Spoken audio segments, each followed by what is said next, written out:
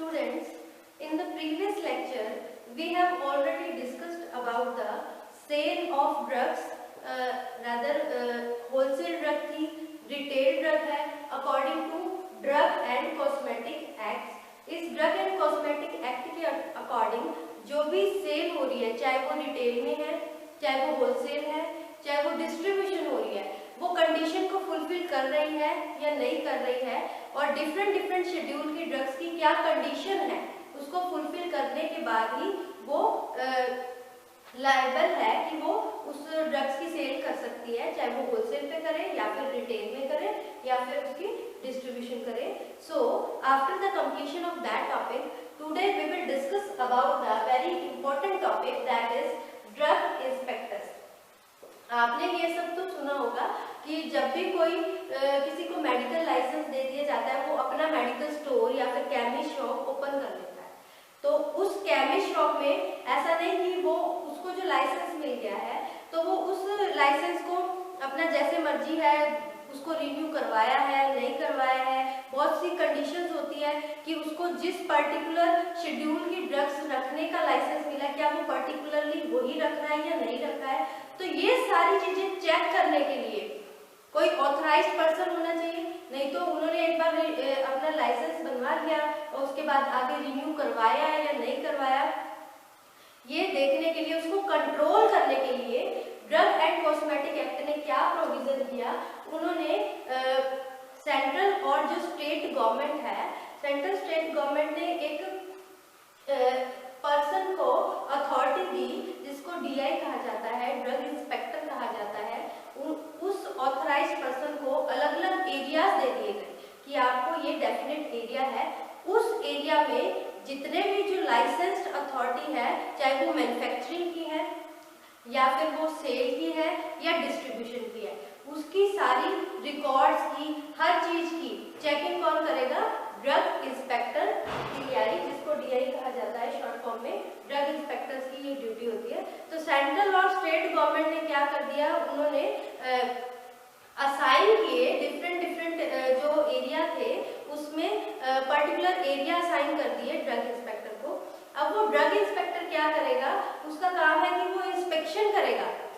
जितना उसको area assign किया गया है ना, उस असाइंड एरिया की इंस्पेक्शन करेगा जहाँ पे मैन्युफैक्चरिंग हो रही है या फिर सेल हो रही है या डिस्ट्रीब्यूशन हो रही है, कि वो उसके जो ड्रग एंड कॉस्मेटिक एक्ट का जो प्रोविजन है उसके अकॉर्डिंग सारी कंडीशंस को फुलफिल कर रही है या नहीं कर रही.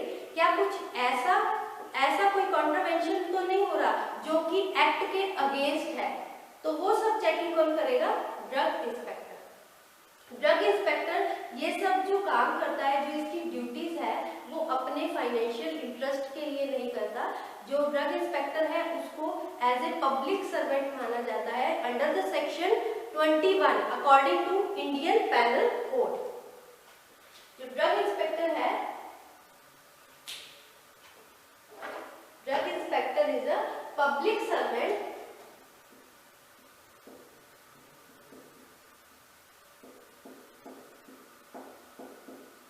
under section 21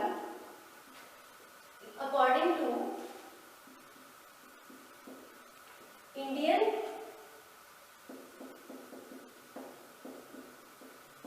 panel code. जो इंडियन पैनल कोड के अकॉर्डिंग जो सेक्शन 21 है उसके अकॉर्डिंग एक पब्लिक सर्वेंट है. तो इसमें वो अपना फाइनेंशियल इंटरेस्ट के लिए काम नहीं करता. वो एक जो उसको ड्यूटीज असाइन की गई है, कंट्रोलिंग अथॉरिटी ने उसको जो ड्यूटीज असाइन की है उन ड्यूटीज को परफॉर्म करता है. तो इनको डेफिनेट एरिया असाइन कर दिया जाता है. उस एरिया में, उस प्रीमिसेस में जाकर वो कोई भी इंस्पेक्शन कर सकता है, सैंपलिंग कर सकता है और कोई भी इंक्वायरी कर सकता है. ये सारे काम कौन करेगा? Drug inspector. और इसका ये भी होता है कि अगर ड्रग इंस्पेक्टर को ऐसा लगता है कि कोई भी ऑफेंस हो रहा है, कोई जैसे किसी भी शॉप पे कोई शेड्यूल सी का लाइसेंस असाइन कर रखा है, लेकिन वो शेड्यूल एक्स की जो शेड्यूल एक्स में ड्रग आ जाती है, जैसे नार्कोटिक्स और साइकोट्रोपिक ड्रग्स होती हैं, वो किस में कवर होती है? शेड्यूल एक्स में कवर होती है. तो उस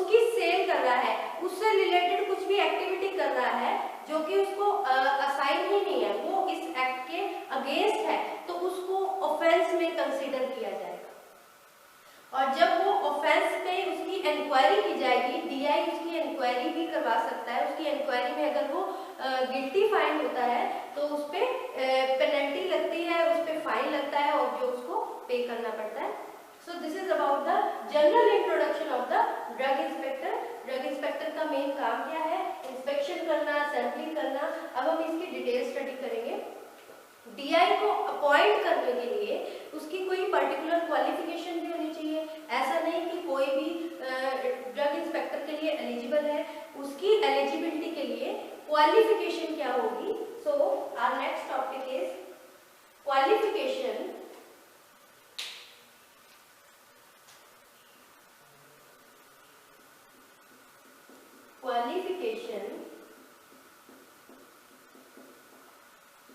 for appointment of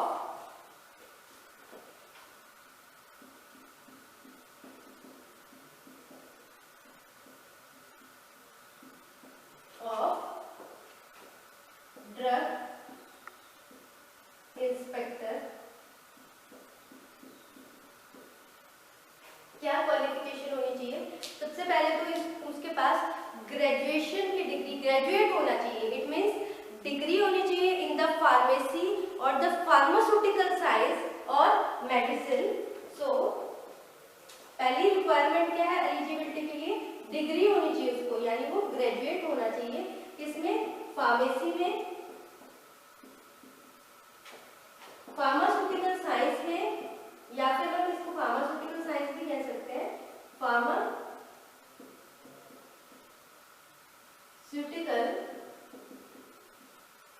science and medicine. और इसकी स्पेशलाइजेशन होनी चाहिए। स्पेशलाइजेशन किसमें? क्लिनिकल फार्माकोलॉजी में या फिर माइक्रोबायोलॉजी में स्पेशलाइजेशन होनी चाहिए। स्पेशलाइजेशन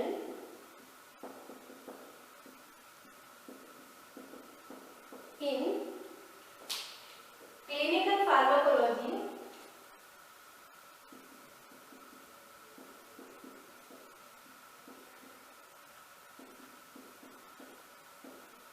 एंड और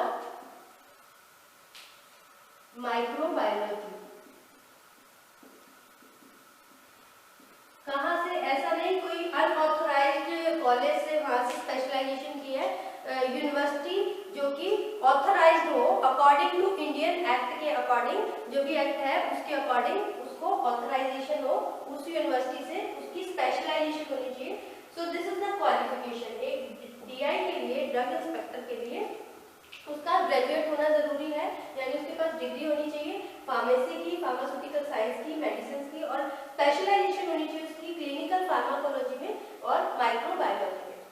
अब अगर इंस्पेक्शन करनी है, this is about the qualification, कि उसके लिए ये क्वालिफिकेशन होनी चाहिए कि वो एलिजिबल है फॉर डीआई, ड्रग इंस्पेक्टर के लिए।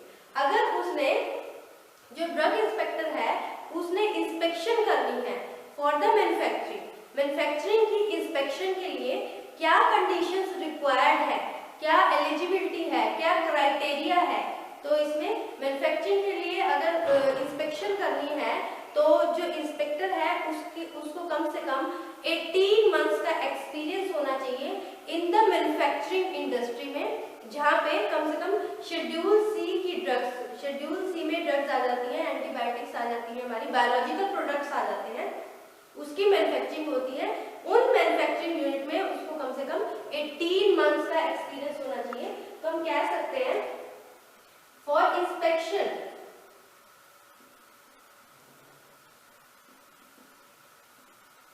इंस्पेक्शन के लिए फर्स्ट क्राइटेरिया क्या है? 18 months experience in manufacturing plant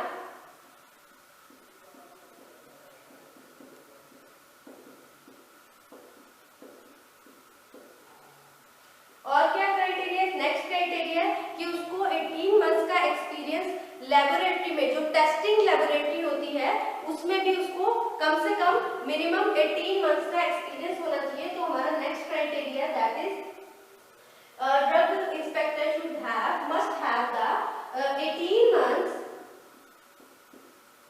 experience in testing laboratory.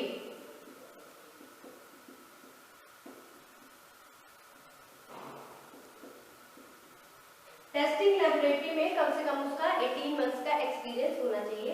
जो next criteria that is minimum 3 months का एक्सपीरियंस उसका होना चाहिए for the inspection of firm of manufacturing plant. जो मैन्युफैक्चरिंग यूनिट होती है जहाँ पे जो शेड्यूल सी की ड्रग्स को प्रोडक्शन की जाती है, उन मैन्युफैक्चरिंग यूनिट में उसकी इंस्पेक्शन का कम से कम मिनिमम 3 इयर्स एक्सपीरियंस होना चाहिए। सो नेक्स्ट क्राइटेरिया क्या है? 3 years experience for inspection in the manufacturing industries.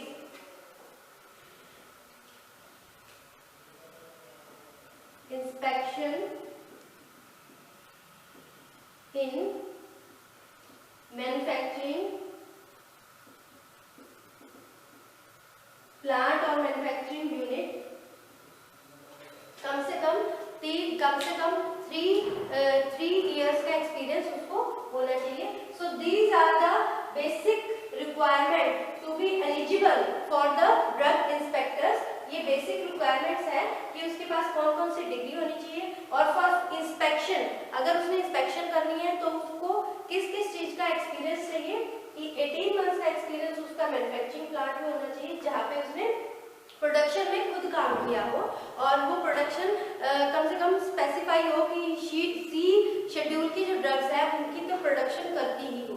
Next हमारा था कि 18 मंथ का एक्सपीरियंस उसको लेबोरेटरी जो जहाँ पे टेस्टिंग होती है उसमें भी उसका एक्सपीरियंस होना चाहिए कि लैब में उसने काम किया हो according to drug and cosmetic act की कंडीशन को फुलफिल करते हुए। और जो नेक्स्ट है हमारा मिनिमम 3 इयर्स का एक्सपीरियंस उसका इंस्पेक्शन में, जो अलग अलग मैन्युफैक्चरिंग प्लांट्स हैं जो कि इस तरह की प्रोडक्शन करें, कम से कम जो शेड्यूल सी में वो ड्रग्स आती हैं। आपको पहले टेबुलर फॉर्म में मैंने बताया था कि शेड्यूल सी में ड्रग्स आ जाती है, जैसे बायोलॉजिकल प्रोडक्ट्स आ जाते हैं, एंटीबायोटिक्स, ब्लड रिलेटेड प्रोडक्ट्स आ जाते हैं, वहाँ पे इस शेड्यूल सी ड्रग्स की प्रोडक्शन होती हो। तो ये मिनिमम रिक्वायरमेंट्स है। नेक्स्ट हमारा आ जाता है इसमें टॉपिक कि ये तो एलिजिबिलिटी हो गई, अब क्या क्या अथॉरिटी होती है, किस तरह की पावर्स होती है एक इंस्पेक्टर के पास कि वो क्या क्या कर सकता है एक drug inspector. So next topic is powers of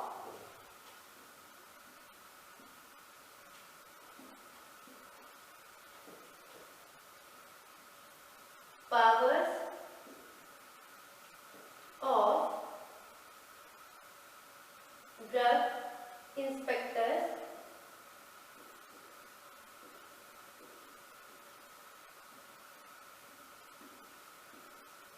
अब जो डीआई है उसके पास क्या क्या पावर होती है, क्या क्या अथॉरिटी होती है।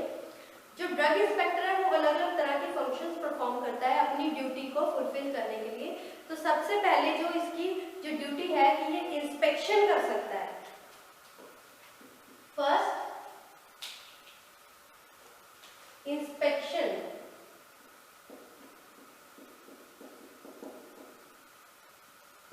ऑफ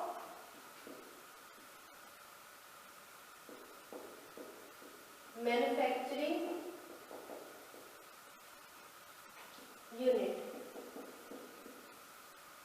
जो डीआई होता है, ड्रग इंस्पेक्टर होता है, वो क्या कर सकते हैं, जो प्रीमिसेस जिस मैन्युफैक्चरिंग प्लांट को जहाँ पे प्रोडक्शन होती है, अगर उस प्रीमिसेस को लाइसेंस मिला हुआ है तो वहाँ की इंस्पेक्शन कर सकता है, वहाँ पे जो भी सैंपल है उसकी टेस्टिंग कर सकता है, उसके स्टैंडर्डाइज को चेक कर सकता है।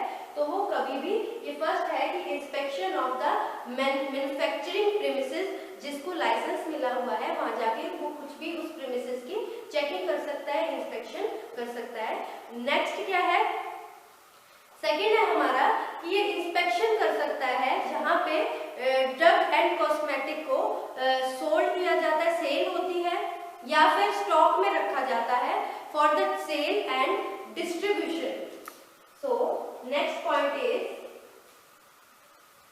पहली तो मैन्युफैक्चरिंग यूनिट है जिसको जो ऑलरेडी यहाँ पे प्रीमिसेस को लाइसेंस मिला हुआ है। अब इसमें इंस्पेक्शन, जो नेक्स्ट हमारा पॉइंट है दैट इज इंस्पेक्शन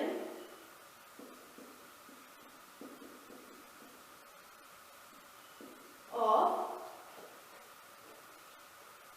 लाइसेंस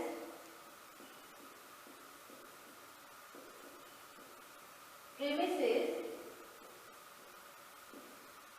जहां पे क्या है, स्टॉक रखा गया है for the sale, for sale of drug and cosmetics and stock of drugs and cosmetics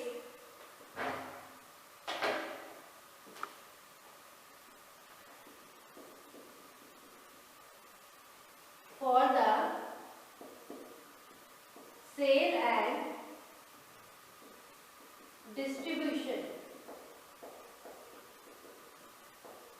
तो डीआई क्या कर सकता है, उस प्रीमिसेस को, जैसे शॉप्स होती हैं, केमिस्ट शॉप होती है, मेडिकल शॉप्स होती है, उनको लाइसेंस मिला हुआ है कि वो जो भी ड्रग है उसकी सेल कर सकता है, लेकिन वो इंस्पेक्शन कर सकता है कि उसने इंस्पेक्शन क्या करेगा, उसकी प्रीमिसेस को चेक कर लेगा कि उसको जो जिस शेड्यूल की ड्रग्स को सेल करने का लाइसेंस मिला है कि वो वही ड्रग्स सेल कर रहा है या उसके अलावा भी कोई ड्रग जो कि उसको लाइसेंस, जिसकी अथॉरिटी नहीं है, वो सेल कर रहा है। तो वो उस प्रीमिसेस को भी वहाँ पे जिसमें लाइसेंस मिला हुआ है सेल करने के लिए, किसको, ड्रग और कॉस्मेटिक्स को, या फिर स्टॉक रखा हुआ है for the stock of drug and cosmetic for the sale और डिस्ट्रीब्यूशन को, वहाँ पे भी इंस्पेक्शन कर सकता है। So this is the next power of the drug inspector.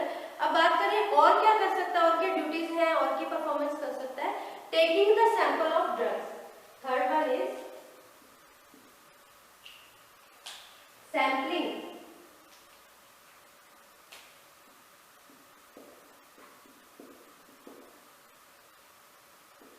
अब सैम्पलिंग की बात करें तो वो सैंपल कहीं से भी ले सकता है।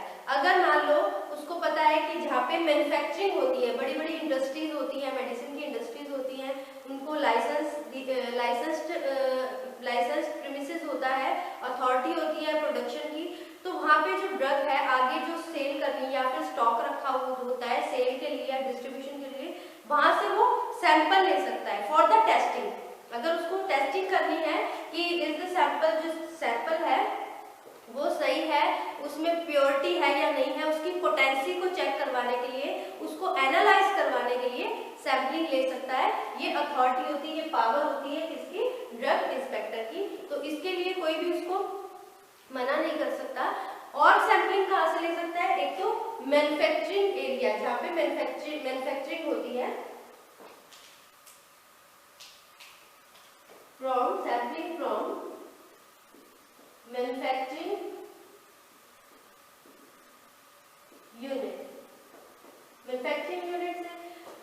अब और सैंपल, अगर मान लो कोई पर्सन है, वो कोई भी ड्रग्स है, कोई स्टॉक है ड्रग का, वो कहीं डिलीवर कर रहा है या फिर प्रिपरेशन कर रहा है आगे देने के लिए फॉर द परचेजर के लिए उसको स्टॉक प्रोवाइड करेगा, ड्रग की सेल करेगा, कंसाइनी को प्रोवाइड करेगा, उससे भी अगर वो डिस्ट्रीब्यूट करने जा रहा है उससे भी सैंपलिंग कर सकता है।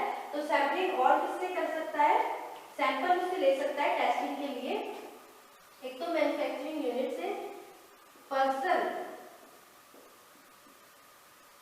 जो क्या कर रहा है, डिलीवर कर रहा है ड्रग्स को,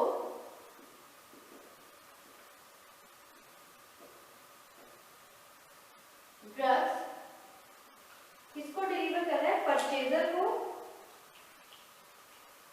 परचेजर और कंसाइनी। अब डिलीवर करने से पहले वो सैंपल ले सकता है फॉर द टेस्टिंग, कि अगर जो सैंपल है उसकी पोटेंसी और उसकी प्योरिटी को चेक करने के लिए जो DI है सैम्पलिंग कर सकता है।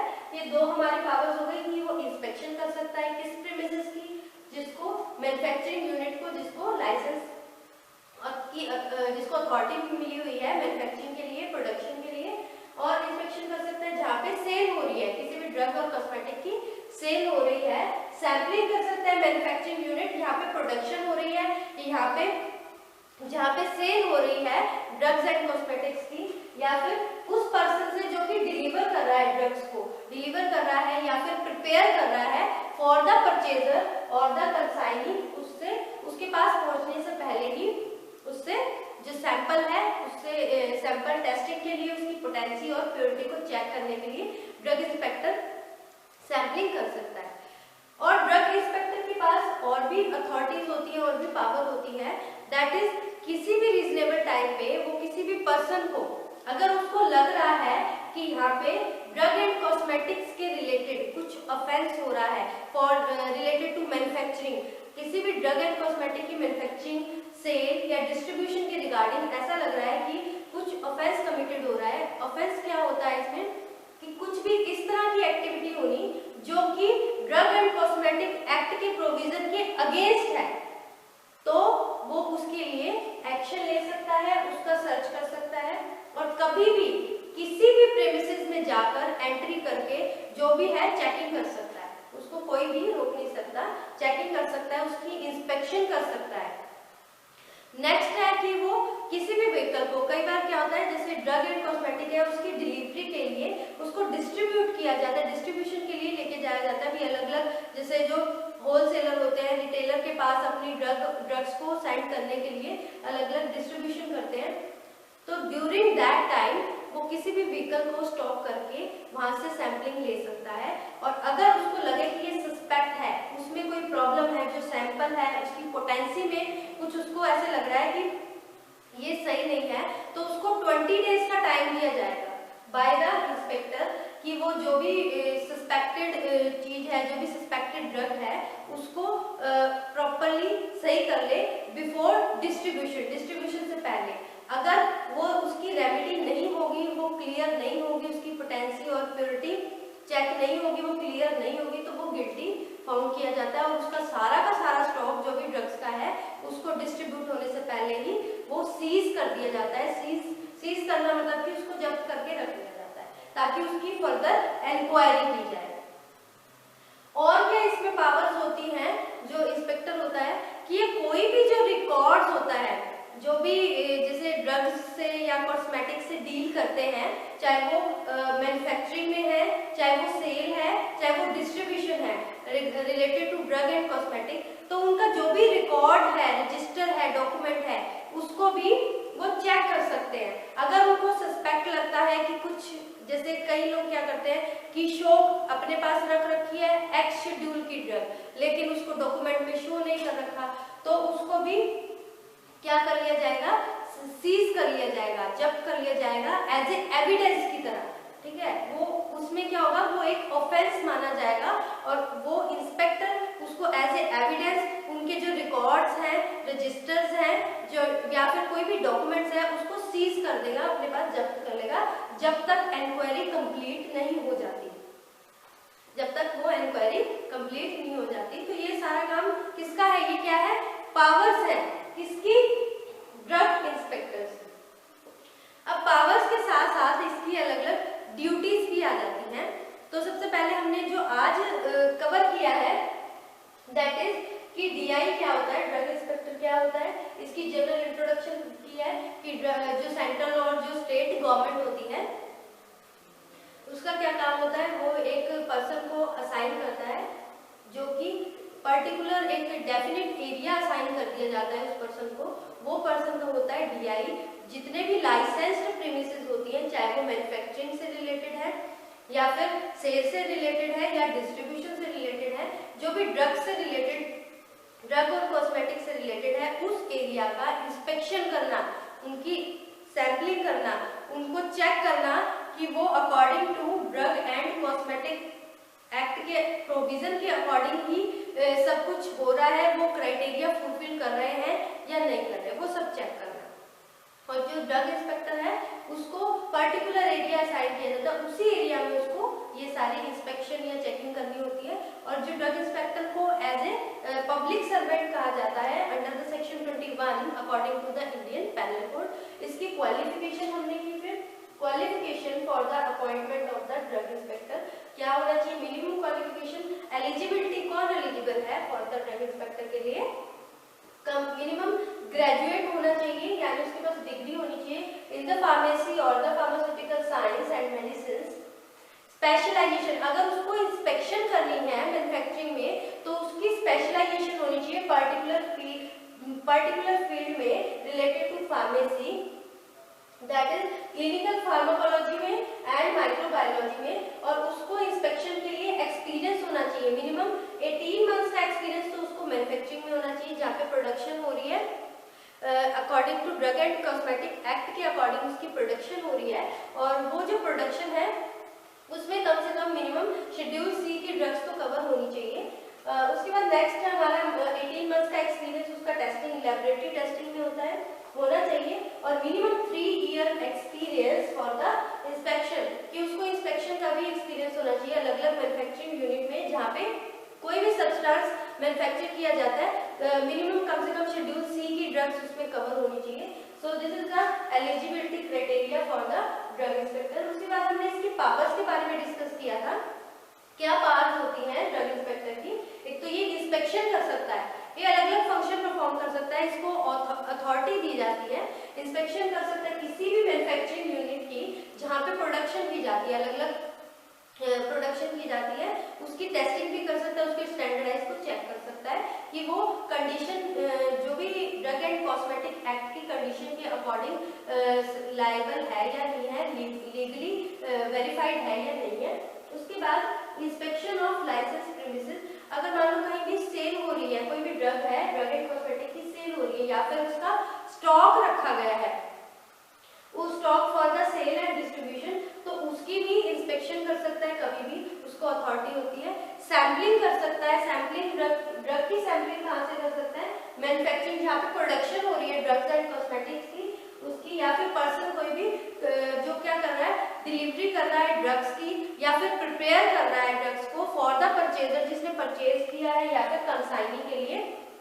उससे ऐसा है कि अगर मान लो वो ड्रग को डिलीवर करने जा रहा है परचेजर को, तब भी before arrival of the drug to the purchaser, उससे पहले भी वो जो ड्रग इंस्पेक्टर है सैंपल ले सकता है ड्रग का for the analysis, for the testing of the potency and purity of the drug.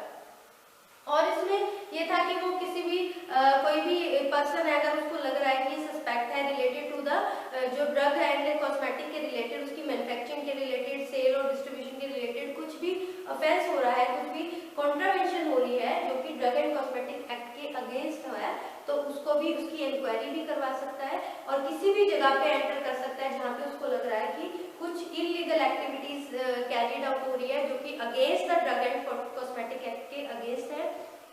कोई भी व्हीकल जो कि डिस्ट्रीब्यूशन कर रहा है ड्रग एंड कॉस्मेटिक की, उसमें कुछ ऐसा सस्पेक्ट लगता है तो उसको 20 डेज का टाइम दिया जाता है उसको करेक्ट करने के लिए। अगर नहीं होता तो उसको उसका जितना भी स्टॉक है वो सीज कर लिया जाता है, उसको जब्त करके रख दिया जाता है। और जितने भी जो भी ड्रग एंड कॉस्मेटिक एक्ट से डील कर रहे हैं, चाहे वो मैन्युफैक्चरिंग में है, प्रोडक्शन में है या फिर सेल में है या डिस्ट्रीब्यूशन में, वो अपना रिकॉर्ड रखते हैं, रिकॉर्ड होते हैं, रजिस्टर्ड डॉक्यूमेंट्स होते हैं, उसको भी चेक कर सकता है। अगर उसमें कुछ ऐसा लगता है कि ये अगेंस्ट द एक्ट है, एक्ट के अगेंस्ट है, जो उन्होंने मेंशन करना है वो मेंशन नहीं किया हुआ, तो वो उन डॉक्यूमेंट